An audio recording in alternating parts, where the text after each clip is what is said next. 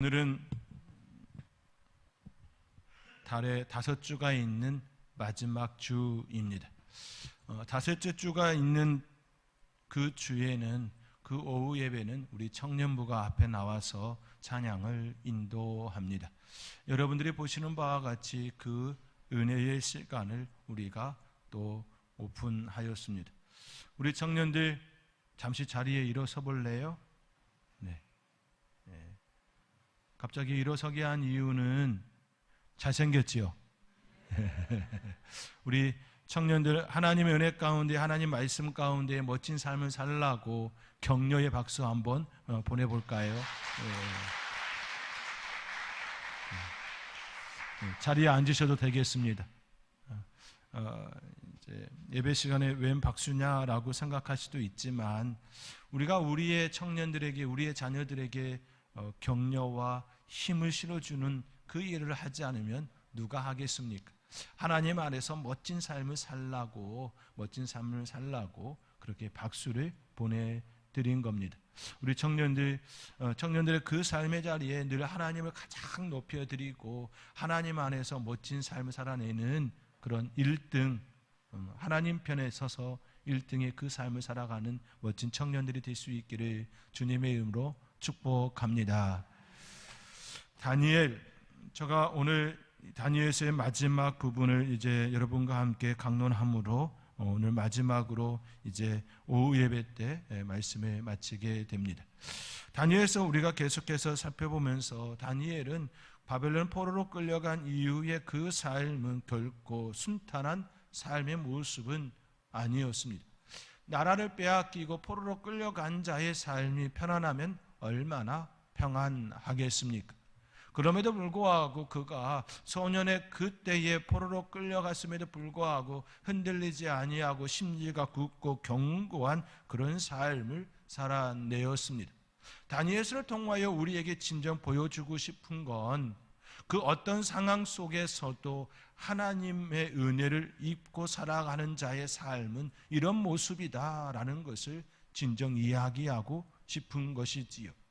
우리는 종종 우리의 삶의 환경을 탓할 때가 있습니다. 이래서 힘들고 저래서 힘들고, 이래서 못하고 저래서 못하고, 그러한 얘기를 끊임없이 합니다. 3포, 5포, 7포, 9포 그런 얘기를 우리 청년들 세대 가운데에 이야기가 동용되고 있지요. 그 모든 것들이 다 환경에 대한 이야기입니다. 이래서 안 되고 저래서 안 되고, 저래서 실패하고 저렇게 실패해서 그런 이야기를 하고 있지요. 다니엘서는 그거와 정반대의 이야기를 하는 것이지요. 환경이 어떻다 할지라도 그 속에서 어떤 삶을 살아야 하는지에 대한 그것을 우리에게 보여주고 있는 것이지요. 특별히 이방 나라에서 그 삶을 삶에도 불구하고 결코 신앙의 그 길을 떠나지 아니하고 오히려 견고하게 흔들리지 아니하는 그 모습에 대하여 우리에게 샘플로 주고 있습니다. 특별히 지금 이 시대에 우리 청년들에게, 또 이 시대를 살아가는 우리에게 다니엘서는 그런 측면에서 매우 큰 힘이 되어진다라는 말씀을 드릴 수 있겠습니다. 특별히 다니엘의 그 삶을 볼 때에 그가 이처럼 흔들리지 않고 견고하게 살 수 있었던 이유가 무엇이냐라고 할 때에 기도와 말씀의 사람이었다라는 것이지요. 기도와 말씀은 그가 신앙의 사람으로 성장하고 성숙하도록 돕는 역할을 하였습니다. 하나님을 떠나지 아니하고 말씀 가운데, 기도 가운데에 든든하게 설 수 있는 그런 삶의 모습이 되게 하였습니다. 사랑하는 성도 여러분, 사랑하는 청년들, 진정 매일의 삶의 자리에 기도하고 계십니까? 매일의 삶의 자리가 말씀이 나를 이끌어가는 그런 삶을 살고 있습니까? 내가 말씀 가운데에 머물고 있느냐, 이런 차원이 아닙니다. 말씀이 나를 이끌고 있느냐라는 그런 질문을 던지는 것입니다. 내가 말씀 가운데 있느냐, 이거와 말씀이 나를 이끌고 가고 있느냐라고 하는 건 너무 다른 측면입니다. 우리 예수님은 말씀이시지요. 말씀이 이 땅에 오셨습니다. 그 말씀이 우리의 삶의 자리에 오셨습니다. 그 말씀이 우리를 이끌고 가고 있느냐라고 하는 그런 질문이기도 합니다. 말씀이 나를 이끌어가는 그 삶을 살아내야 진정한 멋진 신앙인의 모습이다, 그렇게 말할 수 있을 것입니다. 다니엘은 바로 그런 삶을 살았다라는 것이지요. 뿐만 아니라 환상과 꿈을 통하여 하나님의 일을 감당하는 그릇이 되게 하였습니다. 꿈과 환상을 통하여 장차 있을 일에 대하여 계속해서 그에게 말씀으로 보여주시고 그것을 이루어내가는 그런 삶을 살아내었습니다. 흔들리지 아니하는 균형 잡힌 그런 신앙생활과 내적인 면과 외적인 것들이 잘 조화되어진 그런 삶을 살아내었다라는 부분이지요. 마치 정교한 열쇠를 가지고 그것을 통하여 많은 문들을 여는 것과 같이 그의 삶의 그런 모습이었다라는 말씀이었습니다. 다니엘이 참으로 힘든 상황 가운데서도 환난과 어려움 속에서 견딜 수 있었던 건 바로 이러한 자기 안에 주어진 그 것들을 더 단단하게 하고 견고하게 하고 또 흔들림이 없이 세울 수 있는 그런 장치들을 마련하였기 때문입니다. 그가 사자굴 속에 들어갈 걸 알면서도 흔들리지 아니하고 기도할 수 있었던 것 역시 그런 모습이라 말할 수 있습니다. 누군가는 사자굴에 들어간 그 사건은 지어낸 이야기라 말하는 이들도 있습니다. 그러나 성경은 결코 그렇게 반응하지 않지요. 이적과 기사와 표적을 이야기합니다.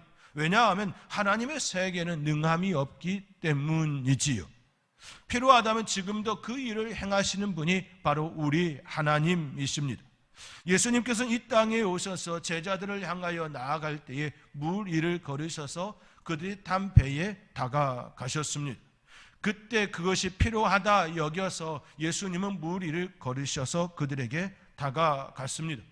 사람이 어찌 물을 걸을 수 있느냐라고 말은 하곤 하지요. 그러나 조금만 우리의 주위를 살펴보면 충분히 가능하다는 것을 알게 됩니다. 사람이 물을 걸을 수 없는 이유가 무엇입니까? 사람이 물을 걸을 수 없는 이유가 무엇이지요? 그것은 부력이 약하기 때문이지요. 그것은 물보다 무겁다라는 그 이유일 것입니다. 그렇다면 뱀은 어떻습니까? 뱀이 물 위를 지나가는 장면 어떻게 설명할 수 있을까요? 뱀이 물보다 가벼워서 그렇게 지나가는 것일까요? 결코 그렇지가 않습니다. 다만 우리는 그 원리를 알고 있느냐 없느냐의 그 차이일 것입니다. 뱀은 그 원리를 따라 물 위를 스르륵 지나가는 그 형상을 갖습니다. 우리는 그것을 보면 참 신기해하는 것이지요. 원리를 알면 지나갈 수가 있습니다. 누군가 그것을 발견하면 과학의 발견이라 그렇게 이야기하며 또 그것을 통하여 돈을 많이 벌기도 합니다. 세상에는 우리가 알지 못하고 깨닫지 못한 세계가 너무나도 많습니다. 내가 알지 못한다고 하여 그것이 없다 그렇게 이야기하는 건 참으로 어리석음이지요. 우리보다 훨씬 무거운 쇳덩어리도 물 위에 떠 있지요. 그건 또 어떻게 설명할 수 있을까요? 원리를 안 겁니다. 그 원리를 안 것이지요. 그렇게 하여 그 배들이 먼 바다까지 나아가서 또 어업도 하고 수많은 물건들을 나를 수 있는 그 힘을 가시하는 것입니다. 우리는 먼 나라에 있는 사람들과 소통하며 살아갑니다. 음성으로도 영상으로도 언제 어디서나 쉽게 편하게 소통하고 살아가고 있습니다. 지금을 살아가는 우리는 신기하거나 전혀 일어날 수 없는 일이라고 말하지 않습니다. 왜냐하면 지금 내가 그렇게 사용하고 있기 때문이지요. 이미 사용하고 있는 사람은 그것을 신기하거나 놀랍다라고 이야기하지 않습니다. 그러나 불과 20-30년만 해도 상상하기 힘든 일이었습니다. 영상으로 지구 반대편에 있는 그 사람과 이야기하는 것 결코 상상하기 힘든 그런 모습이었습니다. 우리는 그런 모습 속에 살아가고 있습니다. 내가 알지 못한다고 하여, 내가 깨닫지 못한다고 하여 그 일이 일어날 수 없다라고 말하는 것이 아니라 그 일은 충분히 일어날 수 있습니다. 다만 우리가 깨닫지 못할 뿐이지요.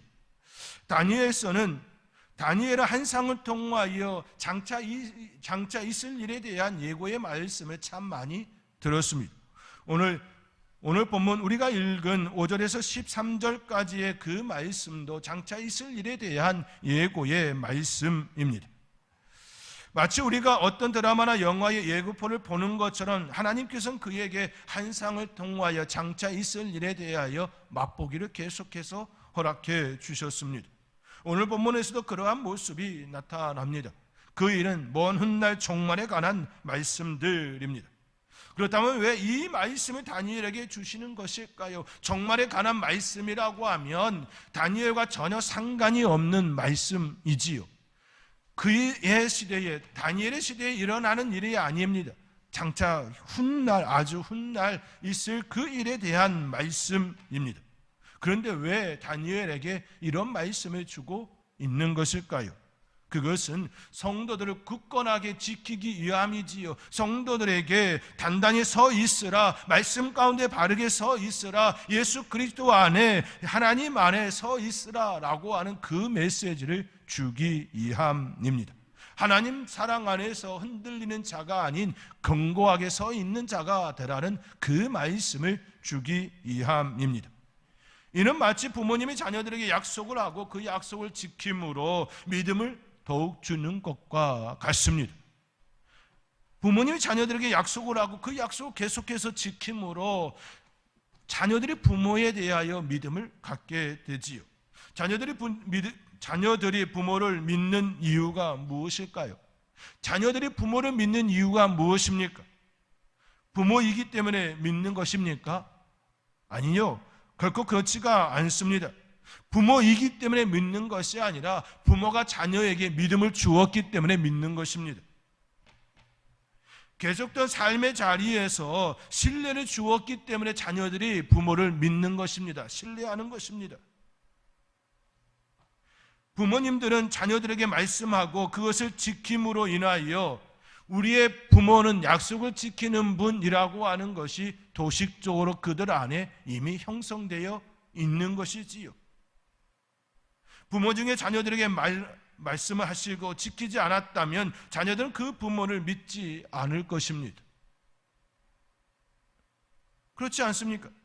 부모가 계속해서 거짓말을 하고 있다고 한다면 자녀가 과연 그의 부모의 말을 믿겠습니까? 안 믿지요. 믿을 수가 없는 겁니다. 왜냐하면 계속해서 거짓말했다라는 것을 알고 있기 때문입니다. 단순히 부모와 자녀이기 때문에 믿는 것이 아니라는 말씀입니다. 여러분 가정에 믿음이 있다고 한다면 그 믿음이라고 하는 것을 주었기 때문이라는 것입니다. 부모가 자녀에게 끊임없이 말을 하고 그것을 이행하는 그 부모의 모습, 사랑으로 계속해서 돌보고 아끼고 그 모습을 통하여 믿음이 쌓인 것입니다. 쌓인 것입니다. 그렇기에 부모가 자녀를 믿습니까? 아니요, 사랑하는 것이지요. 왜 그렇습니까? 자녀들은 부모에게 믿음을 주는 그 시간이 약하기 때문입니다. 또 우리의 자녀들은 생각보다 그들이 말한 대로 생활하지 않을 때가 많이 있었기 때문이지요. 그렇지 않습니까? 일찍 들어오겠다라고 말하면서도 일찍 들어오지 않는 그 모습들이 일어나지 않습니까? 그럼에도 불구하고 우리가 우리의 자녀들을 아끼고 사랑하는 이유는 믿기 때문입니까? 아니요, 자녀이기 때문이지요. 개념이 다릅니다. 너무도 다른 차원입니다. 자녀가 부모를 믿는 이유는 부모가 끊임없이 자녀들에게 행한 그 모습으로 인하여 신뢰를 주었기 때문이지요. 그러나 부모가 자녀를 신뢰하기보다는 사랑하는 이유는 그 반대의 이유가 있는 것입니다. 너무 다른 개념이지만 그것이 우리의 모습이지요. 믿음이라는 건 바로 이런 모습이라는 것입니다. 다니엘에게 계속해서 예고편을 계속 주신 이유가 무엇입니까? 그것을 통하여 장차 있을 그 일에 대하여 견고하게 서 있게 하기 위함이지요. 계속해서 예고의 말씀을 주셨고 그 예고의 말씀이 이루어졌습니다. 그 말씀을 듣는 우리는 믿음이 일어난 것이지요. 바로 우리에게 그 믿음을 주기 위함이라는 말씀입니다. 하나님께서는 성도와 자신과의 관계를 더욱 돈독하기 위하여서 이처럼 수많은 선지자를 이 땅에 보내시고 말씀하시고 이행하셨습니다. 약속하시고 이행하셨습니다. 약속하시고 성취하셨습니다. 이것을 통하여 하나님께서는 우리에게 믿음의 대상이 되었습니다. 하나님께서는 다니엘을 통하여 장차 있을 장래의 일, 그 종말에 대하여 말씀하시고 우리가 믿는 이유는 이미 다니엘을 통하여 우리 하나님께서 예고편을 주시고 또 이행하시고 예고편을 주시고 이행하여 주셨던 그 모습을 우리가 이미 알고 있기 때문입니다. 우리 안에 믿음이 들어왔다라는 말씀입니다. 그렇다고 한다면 지금 우리 하나님께서 다니엘서를 통하여 우리에게 주시는 메시지는 무엇입니까? 끝까지 견디라는 것입니다. 끝까지 인내하라는 말씀입니다. 흔들리지 말고 견고하게 그 자리에 믿음을 지키는 삶을 살라라고 말씀하고 있습니다. 오늘 본문 7절의 말씀입니다. 우리 함께 7절의 말씀 우리 함께 읽겠습니다. 내가 들은즉 그 세마포 옷을 입고 강물 이쪽에 있는 자가 자기의 좌우 손을 들어 하늘을 향하여 영원히 살아계시는 이를 가리켜 맹세하여 이르되 반드시 한때 두때 반때를 지나서 성도의 권세가 다 깨지기까지이니 그렇게 되면 이 모든 일이 다 끝나리라 하더라. 한때 두때 반때를 지나서 성도의 권세가 다 깨지면 끝이 나리라라는 말씀을 하고 있습니다. 이 말씀의 뜻은 성도들이 깨달을 때까지 기회를 주신다라는 말씀이지요. 한때 두때 반때를 지나서 성도의 권세가 다 깨지기까지입니다. 성도들이 깨지기까지라고 하는 건 자기 안에 형성되어진 자기가 부여잡고 있는 그것을 내어놓을 때까지라는 말씀입니다. 자신이 가지고 있는 것을 부여잡고 놓지 않으는 이들이 있지요. 그것을 놓을 때에 더 좋은 것을 가질 수 있는데 여전히 내가 가지고 있는 것이 좋다 여기며 붙들고 있는 그들이 그것을 내려놓을 때까지 우리 하나님께서 한때 두때 반때를 기다리신다라는 말씀입니다. 한때 두때 반때를 지나서 성도의 권세가 다 깨지기까지, 즉 성도들이 붙잡고 있는 그것을 내려놓을 때까지 하나님께서 주시고자 하는 그것을 받을 수 있는 그 깨달음이 일어날 때까지 그 일을 행하시겠다라는 말씀입니다. 그렇게 되면 이 모든 일이 다 끝나리라라는 말씀으로 접근하고 있습니다. 이 말씀은 성도의 권세의 이 부분은 결국 유대인을 향하여 있다라고 학자들은 이야기하고 있습니다. 유대인들이 붙들고 있는 그것을 내려놓을 때까지, 더 좋은 것을 취하는 그 마음이 온전히 일어날 때까지 그렇게 하시겠다라는 말씀으로 학자들은 또 접근하기도 합니다. 중요한 부분은 이 부분이지요. 하나님께서 더 좋은 것을 예비해 두셨습니다. 그러나 내가 지금 가지고 있는 것이 좋다라고 여기며 그것을 여전히 붙잡고 있다고 한다면 여전히 우리에게는 그 어려움이 있을 것이다 라는 것이지요. 그 어려움을 통하여서 내가 붙잡고 있는 것을 내려놓기를 원하시기 때문입니다. 이것을 내려놓고 우리 하나님께서 진정 좋다라고 하는, 진정으로 주시고자 하는 원하는 그것을 받게 하게 하시겠다라는 말씀입니다. 사랑하는 성도 여러분, 혹 여러분의 삶의 자리에 하나님께서 여러분에게 더 좋은 것을 주시기 위하여 지금 어려움을 주고 있다고 한다면 우리가 생각해야 합니다. 내가 가지고 있는 것이 진짜 좋다라고 여기고 있지만 우리 하나님 편에 보실 때에 그렇지 않을 수 있다라는 것, 더 좋은 것을 잡기 위하여 내가 잡고 있는 것을 내려놓을 줄도 알아야 한다라는 이 사실을 깨달을 수 있기 바랍니다. 바로 다니엘서를 통하여 이 말씀을 하고 있는 것입니다. 그리고 더 나아가서 우리에게 말씀하고 있지요. 10절의 말씀입니다. 우리 10절의 말씀 우리 함께 읽겠습니다. 많은 사람이 연단을 받아 스스로 정결하게 하며 희귀할 것이나 악한 사람은 악을 행하리니 악한 자는 아무것도 깨닫지 못하되 오직 지혜 있는 자는 깨달으리라. 그렇지요. 지혜 있는 자는 깨달으리라 라고 말씀합니다. 그리고 더 나아가서 이렇게 말씀하고 있지요. 11절 말씀에 매일 드리는 제사를 폐하며 멸망하게 할 가증한 것을 세울 때부터 1290일을 지낼 것이요. 이거는 어려움의 시간입니다.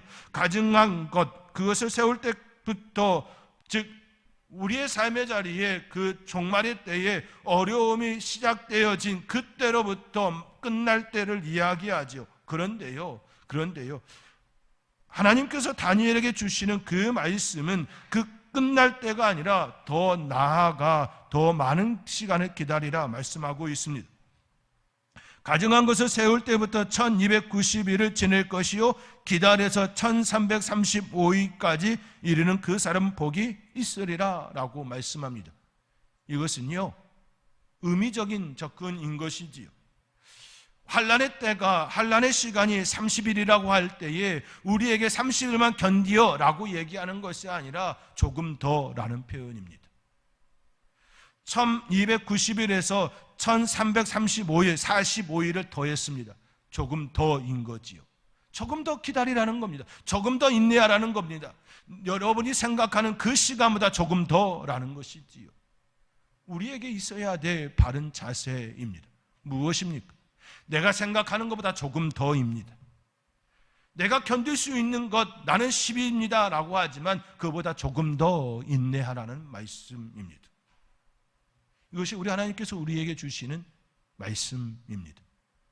우리의 삶의 자리에 우리가 무엇을 해야 됩니까? 라고 할 때에 조금 더라는 겁니다.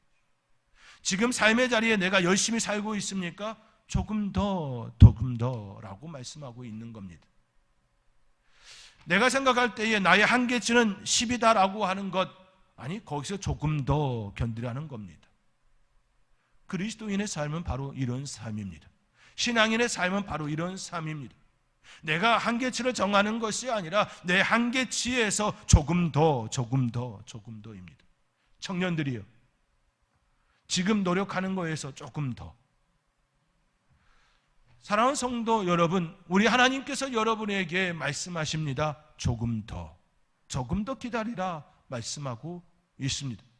여러분, 물량적으로도 접근할 수 있고 또 분량적으로 접근할 수 있고 시간적으로도 접근할 수 있고 여러 방면으로 접근할 수 있습니다. 우리의 삶의 자리에 우리 하나님께서 우리에게 원하시는 건 조금 더입니다. 많이 아니요? 아니 조금 더입니다.